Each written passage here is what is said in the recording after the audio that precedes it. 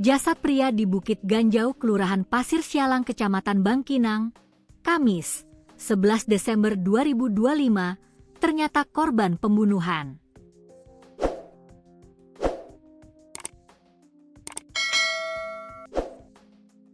Pelakunya kini telah ditangkap. Jasad korban bernama Yapitri yang berusia 35 tahun itu ditemukan di bawah becak motor dalam semak. Penemuan jasad warga Dusun Kampung Godang, Desa Pulau Lawas, Kecamatan Bangkinang itu membuat warga heboh. Satuan Reserse Kriminal Kepolisian Resor, Satreskrim Polres Kampar berhasil menangkap pelaku Jumat, 12 Desember 2025, pukul 00 waktu Indonesia Barat. Dalam 12 jam setelah jasad korban ditemukan. Pelaku bernama Bali Saputra, berusia 38 tahun.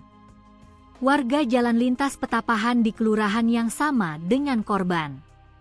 Balis tampak berjalan pincang saat dihadirkan Polres Kampar dalam konferensi pers Jumat, 12 Desember 2025. Paha kiri di atas lututnya luka kena tembakan dan dibalut perban. Kepala Polres Kampar, AKBP Bobi Putra Ramadan Sebayang didampingi Kepala Satreskrim, AKP Gian Joni Mandala mengungkap upaya sampai penangkapan pelaku. Gian mengatakan, tubuh korban terhimpit becak motor miliknya saat ditemukan. Terdapat sejumlah luka di tubuhnya. Korban langsung dibawa ke RS Bayangkara di Pekanbaru untuk autopsi. Ditemukan luka karena senjata tajam di dada kiri, perut kanan dan tangan korban, katanya.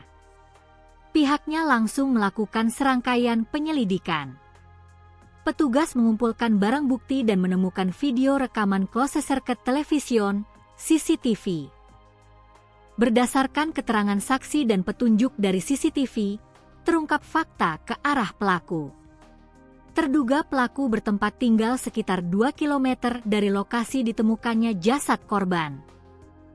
Tim Resmo Polres Kampar kemudian melakukan pencarian. Pelaku berhasil ditangkap dalam penggerbekan di rumahnya.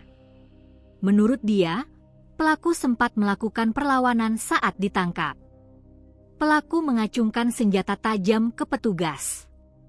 Terpaksa pelaku kita lumpuhkan dengan tembakan, ujarnya. Ia mengatakan, pelaku telah mengakui perbuatannya.